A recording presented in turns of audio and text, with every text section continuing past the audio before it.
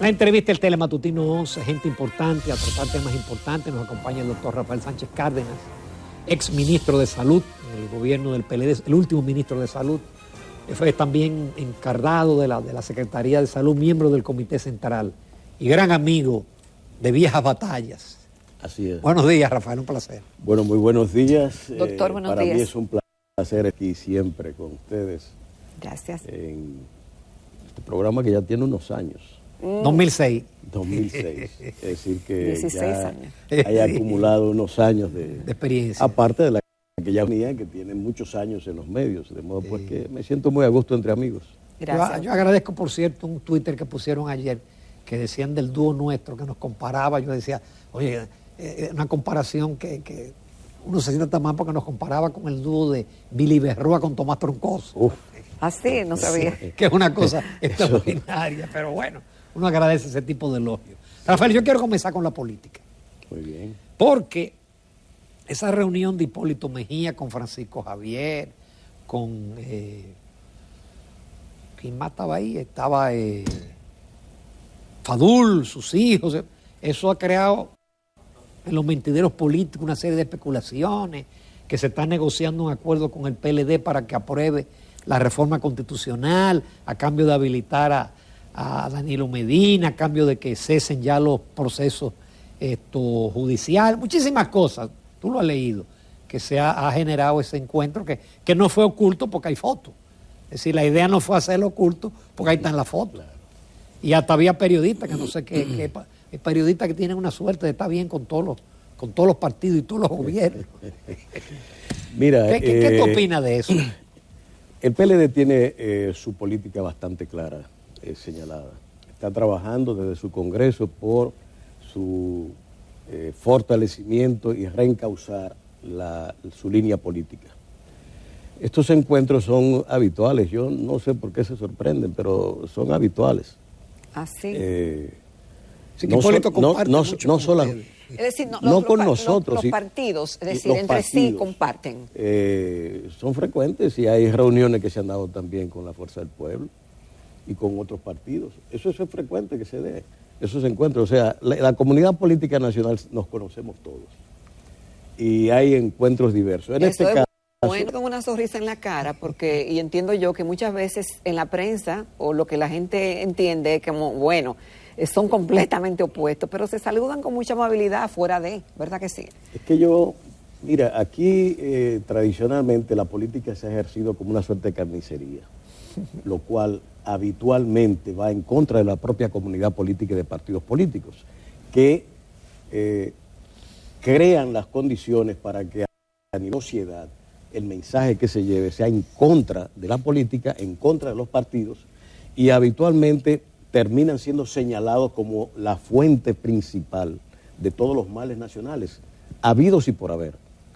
Y yo pienso que eso es dañino para el sistema democrático dominicano. En este caso a mí no me sorprende, no sé, no estuve ahí, pero desde el punto de vista del partido, lo que puedo decir es que nosotros seguimos con nuestras labores. Los encuentros son habituales y no veo en esto nada diferente. Especulación sobre eso. El presidente Medina no está interesado en presidencia ni nada de eso. Él siempre postuló por 2 periodos, ya lo cumplió y está dedicado esencialmente al fortalecimiento del partido. Doctor, y si de repente el PLD cambia su postura, que ha dicho que en la reforma no procede en estos momentos, la constitucional y lo que ha planteado el Ejecutivo al respecto, entonces, ¿cómo interpretaríamos ese cambio? Bueno, es que no podemos hacer especulación, o sea, todo lo que está circulando son especulaciones, buscándole una explicación a una reunión, un encuentro de políticos, etcétera. La realidad es la que le estoy diciendo, o sea, estamos en un proceso de fortalecimiento del partido, haciendo los señalamientos de oposición que nos corresponde como partido de oposición y, lógicamente, favoreciendo las posibilidades de que el PLD vuelva al gobierno, porque lo hizo bien. A pesar de los señalamientos de corrupción y que dicen que fue el gobierno que fue más corrupto de la historia. Yo no conozco un partido que saliera del gobierno sin este tipo de señalamiento. Ustedes conocen uno que haya estado en el gobierno. No. El doctor Balaguer, que fue quien más duró, salió sin esos señalamientos. No. Pero El PRD salió... Él lo admitió en su momento. Él dijo ¿Quién? que se habían creado 300 millonarios y que la corrupción se detenía. ¿Y quién en la lo puerta de contó? su despacho. ¿Quién nos contó? Es decir, hay toda una serie de mitos y señalamientos y especulaciones.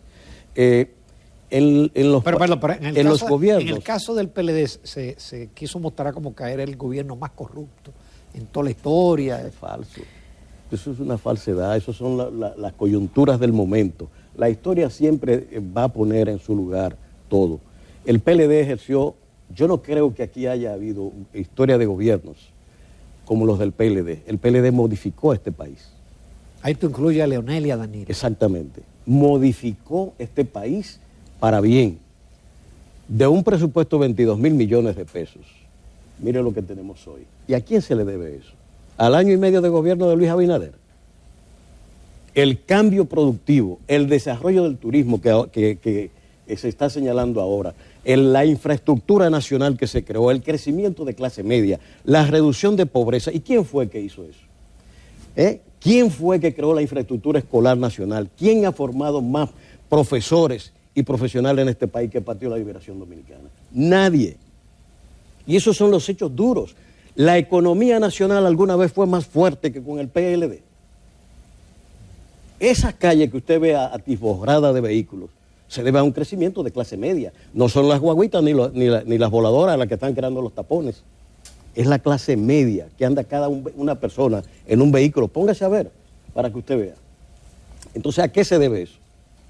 A ese desarrollo que se impulsó aquí de las fuerzas productivas nacionales, a políticas importantes, a una apertura internacional importante, a un posicionamiento nacional que fue generado por el Partido de la Liberación Dominicana.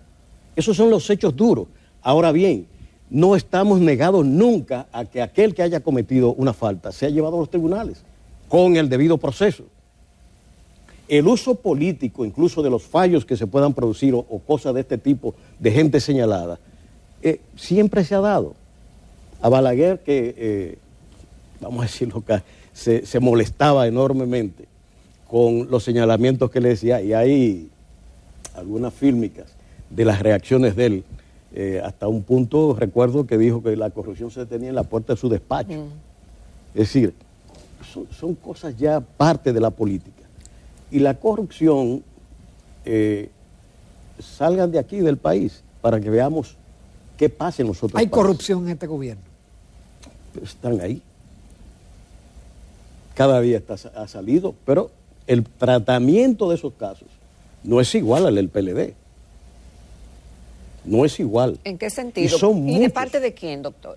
Bueno, no es igual, este gobierno ha metido preso, es decir, bueno, el Ministerio Público, algunas personas del mismo gobierno. Sí, cuando usted dice que no es igual a lo del PLD, por ejemplo. Ponga un ejemplo, el de la lotería, que fingió que iba esposado cuando no lo estaba. Ese tratamiento es igual. ¿Igual a quién? A los apresados del PLD. En este gobierno. En este gobierno. Porque Danilo no apresó a cuando ningún... usted le ponen una camisa, un funcionario. gorrito, una cosa, usted está creando una imagen para propaganda. Yeah. Detener a un ciudadano que no se ha ido, según la ley, pues se hace. Como se hizo la detención de la lotería. La detención se lleva y se pone bajo custodia de la justicia. Pero evidentemente que hay diferencia y los casos son muchos, muchos. Es decir, estamos en medio de una situación a la cual, debo decir, eso no significa que el presidente es un patrocinador de ese tipo de cosas. Nadie puede decir eso. Ningún presidente quiere hacer las cosas mal. Yo no creo eso.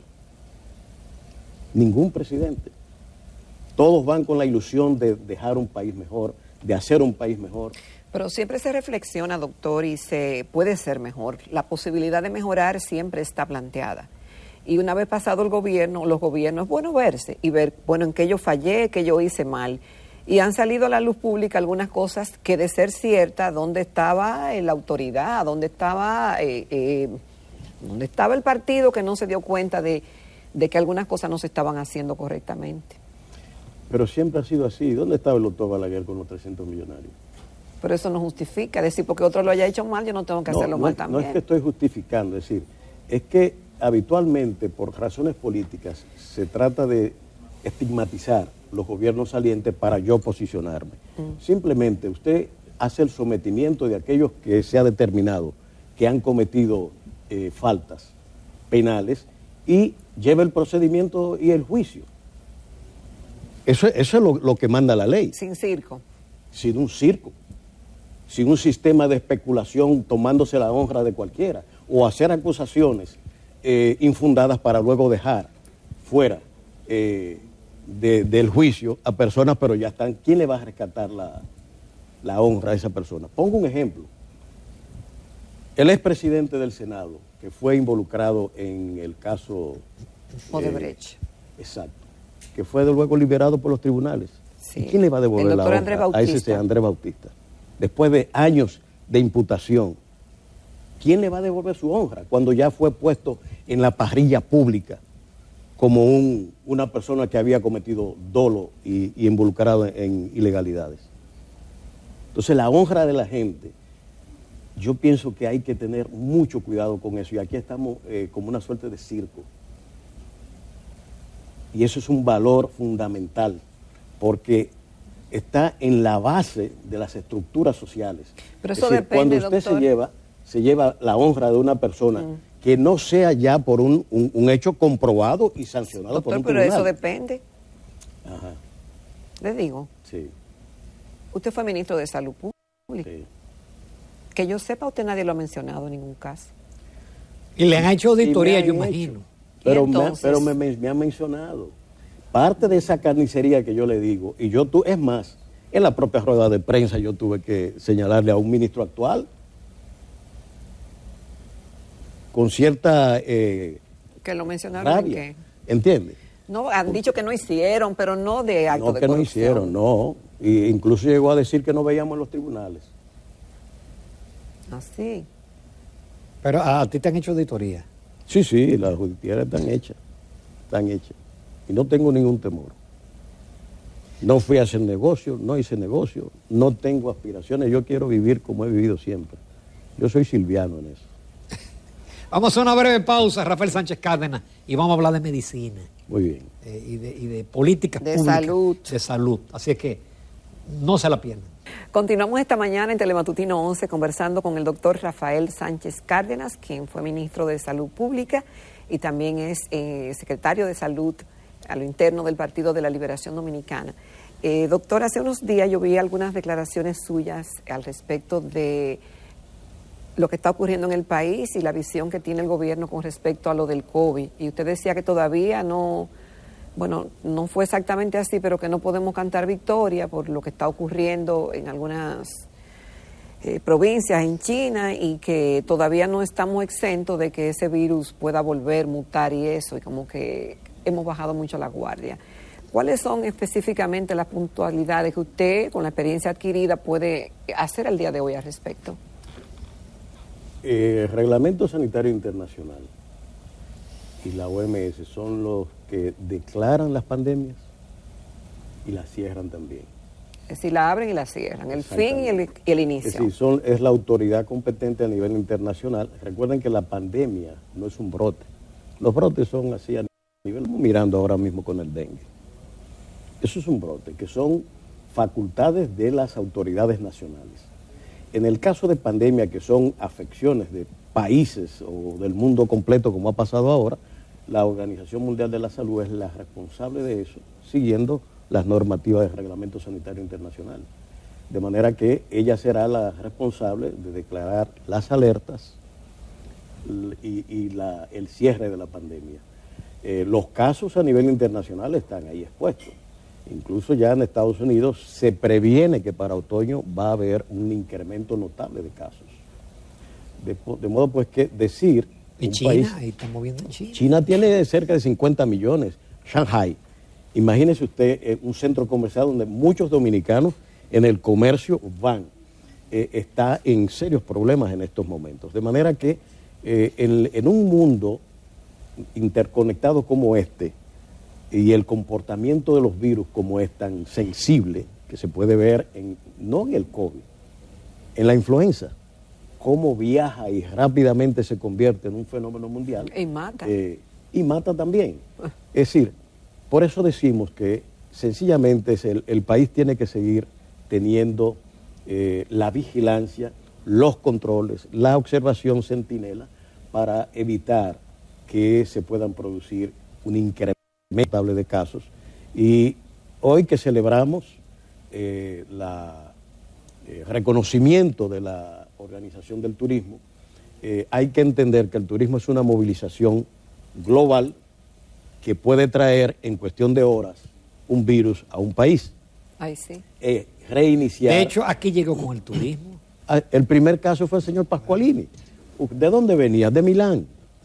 Es decir, y este es un país altamente interconectado internacionalmente, de manera que en esas condiciones, fíjese que la técnica de salud pública que se aplicaba, el distanciamiento era fundamental. La apertura genera todo lo contrario, es la recuperación de ese valor fundamental de la humanidad, que es la sociabilidad.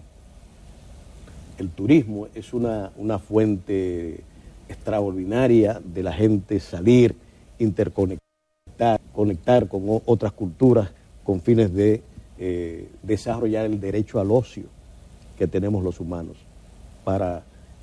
como elemento de salud incluso. Así es que en ese contexto lo que tenemos que esperar es que justamente estar vigilantes. Rafael, a ti te tocó la papa caliente de enfrentar la pandemia cuando no había vacuna y cuando todavía estábamos aprendiendo. Yo digo estamos aprendiendo, pero los médicos estaban aprendiendo qué medicamentos, y hay que reconocer que los médicos privados en República Dominicana se inventaron y probaron, y en fin. Ahora bien, ¿tú no te sientes un tanto frustrado de que eso impidió que tú pudieras desarrollar? Yo sé que tú tenías otras ideas de reformas y de cosas que no pudiste porque la tarea principal era enfrentar la pandemia. No, desde luego, o sea, yo fui recuérdate que yo creo que a la tercera semana de haber llegado al ministerio, convoqué una mesa de diálogo para la reforma de la atención primaria en salud. Estaban los principales actores allí. Esa mesa poco a poco se fue diluyendo cuando surgieron los elementos de intereses básicamente, y se fue pues diluyendo. Ahí entraron toda una serie, un encadenamiento de procesos que nos impidieron plasmar las ideas estratégicas de reforma que nos habíamos planteado. Y ya cuando llega la pandemia, recordemos que a finales del 19, noviembre, diciembre del 19, ya estaba en China la enfermedad, a finales ya de principios de enero ya estaba prácticamente en América, y fue cosa de tiempo. El 1 de marzo tuvimos el primer caso. Eso marzo trastornó... del 20. Marzo del 20. Sí, marzo del 20. Ya terminando el gobierno. Sí, en camino ya, en el tramo final. No, fue marzo del 19. No fue marzo del 19. No, del 20. Del 20. En diciembre, noviembre fue que inició, cuando China notifica los casos. Y viene todo el proceso. Nosotros nos pasamos ya del 20, desde ese anuncio de la alerta de la OMS, preparando los planes estratégicos de contingencia que sirvieron para enfrentar la pandemia junto a la OPS. Y comprando mascarillas y comprando... En ese momento no estábamos comprando mascarillas y PC, sino en la elaboración de los protocolos de manejo, de contención, de entrenamiento. Doctora, de personal. Qué bueno que usted dijera eso, porque este gobierno dice que no encontró ningún protocolo, que no encontró ningún plan, que no se compraron vacunas, que no se compró nada. Realmente, ¿qué pasó ahí? Mire, eso es parte de esa carnicería de la que yo le he hablado. Es decir, las cosas tienen que ser dichas como tal. A mí me decían, ¿qué tanto muerto anuncia? Eso no hace bien. Yo tenía un criterio totalmente inverso. En la medida en que decíamos la verdad, la gente yo se creo más que conciencia. estábamos ganando y la gente tenía una idea objetiva de lo que estaba pasando. Pero sin embargo había quien decía que eso era biopolítica para meterle miedo a la gente y que las elecciones. Sí, tú sabes, yo siempre recuerdo... Porque un manejo político del tema también. Yo no hice manejo político. No, me refiero, la oposición lo manejó muy bien. Eso me acusaron de todo, Pero después siguieron y la anunciando población es testigo Lo mismo. en ese sentido de que estábamos actuando. Lo que yo hice, hizo todos los ministerios de salud del mundo. Y lo siguieron Los haciendo toques, posteriormente. y lo han seguido haciendo, porque Ya. son técnicas de salud pública y de epidemiología, no son asuntos de política. Siempre recuerdo al amigo Pacheco que me decía, es un chantaje del ministro de Salud estar pidiendo 45 días de estado de emergencia. Sí. Y le daban 12. Y No, entonces Paliza cuando se llegan levantó al gobierno... en la sesión cuando era Exactamente, senador, exacto, indignado. y Paliza igual. Y yo decía, pero es que no saben lo que están diciendo. Esto se parecía a aquello cuando Jesús decía, perdona a los que no saben lo que Lo están que hacen. haciendo. Es decir, hablaban por razones políticas. Y después pidieron ¿cuántas veces? Y después se 45 pasaron días. un año y pico con estado de emergencia de 45 días, pero ya con vacuna incluso. Sí. Yo no tuve vacuna. Todas las vacunas estaban en fase 2 y fase 3 de investigación. A lo más que alcanzamos fue a firmar el COVAX, que era una perspectiva que la OMS eso patrocinó. fue ustedes que firmaron lo del Claro COVAX. que sí. Y le llegaron En alguna la vacuna al medida, país. ¿Llegaron? ellos recibieron parte del COVAX. Ajá. Entonces, justamente eso revela la politiquería, dónde estaba, y posteriormente, porque uno no puede escupir para arriba, porque le pasó lo que le pasó a Paliza y a otros, de hablar por razones políticas y no pensar en el país y el enfrentamiento que había que hacer unificados todos en ese momento tan difícil para este país, porque ahora es muy fácil. Yo quisiera que yo hubiera tenido la vacuna, que no me pasa lo que le pasó a ellos con el plan de vacunación, que quedó trunco, por una serie de disonancias que fueron impuestas, como la tercera dosis a destiempo, en un momento en que el programa iba ascendiendo, una población integrada, emotivamente integrada al proceso de vacunación, y le dicen que hay que ponerse una tercera dosis. La gente, tú sabes que este gobierno es como este país es como decía el doctor Saglur, siempre piensa que hay como un gancho. Sí. Y la gente empezó, pero es que la que me puse me decían que eran 2, y ese era el programa de vacúnate, 2 dosis. Sí. Yo El que tenía una no se puso a la segunda. Ahí se quedó. Es decir, todo eso fueron factores, pero el gran mérito de salud que tiene este gobierno fue vacunar. Pero eso fue bueno. Es bueno, y nosotros Buenísimo. los aplaudíamos. Y nos pusimos a las órdenes para realizar, incluso como partido, Sí, hasta los apoyar locales ese ustedes- procedimiento. El local de la Casa Nacional fue un centro Sí. donde todo Gascue acudió a vacunarse, porque todos teníamos que poner la mano para asegurar que este país, eso que estamos celebrando hoy, la apertura que tenemos, se debe a la vacunación. Y si usted no vacuna de polio para esperar que va a seguir el polio como nada, en el COVID lo que estamos viendo es producto de la vacunación.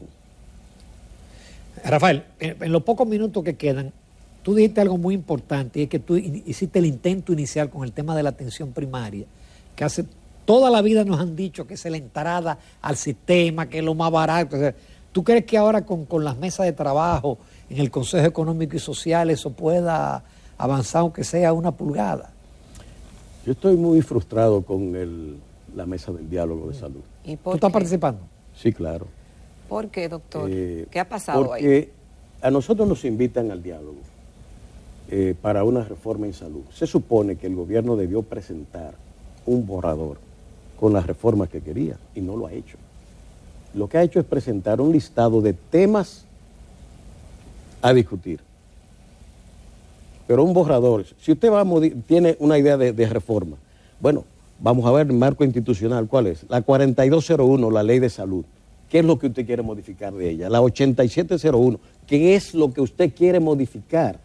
La 123 del Servicio Nacional de Salud, ¿qué usted quiere modificar? Sí. Los decretos y reglamentos establecidos que necesitan modificación, ¿qué es lo que usted quiere modificar? Pero no solamente qué y por qué. Exactamente, o sea, si usted va al diálogo, usted tiene que ponerme sobre la mesa esos elementos que primero, son ¿por qué? fundamentales. No lo han hecho. Y han montado dos cosas. Por un lado, la discusión del plan estratégico de salud,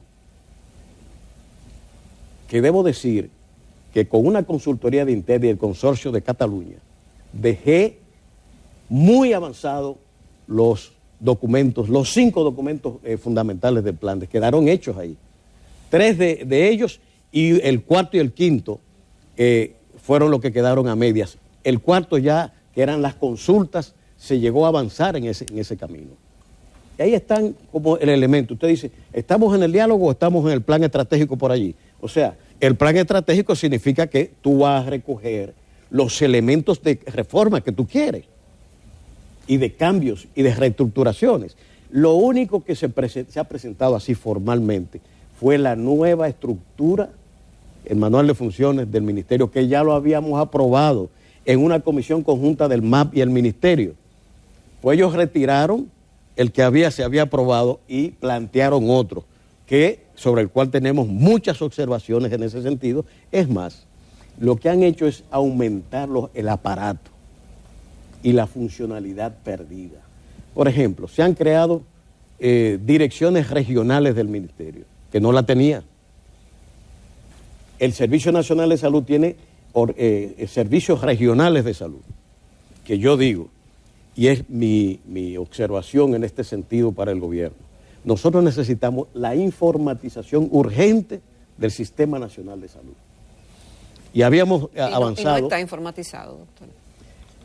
Mire, nosotros junto a la OPS avanzamos en el expediente electrónico y entrenamos a 35, 40 hospitales. El personal, le pusimos las computadoras y los médicos no estaban usando las computadoras que tenía el expediente electrónico, que ya tenía integrado el módulo materno-infantil, tenía odontología, tenía consulta.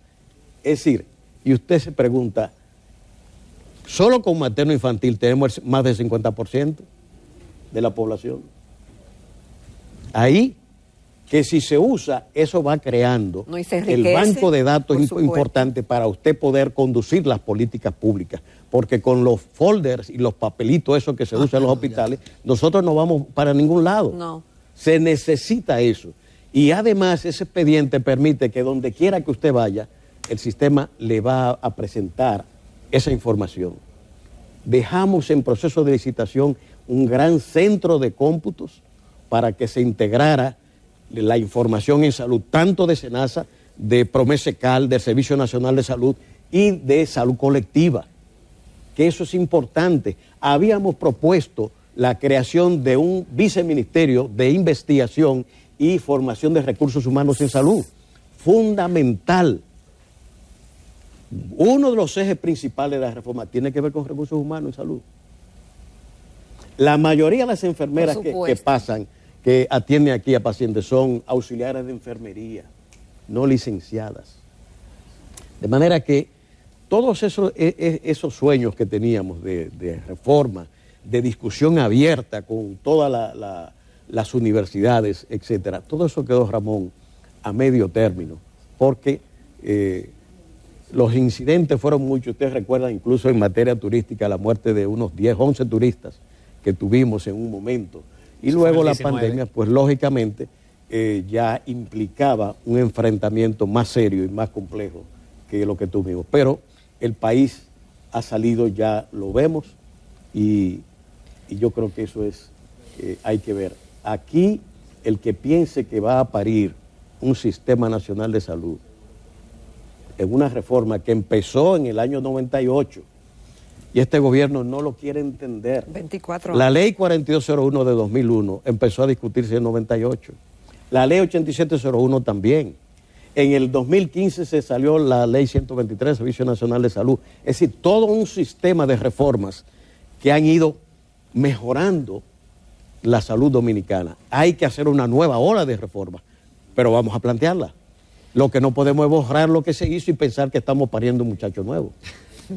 Rafael, muchísimas gracias. Yo creo que tú vas a tener que venir con más frecuencia, porque nos quedaron muchísimas cosas y con mucho gusto. Tú has planteado cosas sumamente importantes para el país. Con mucho Gracias, gusto. doctor.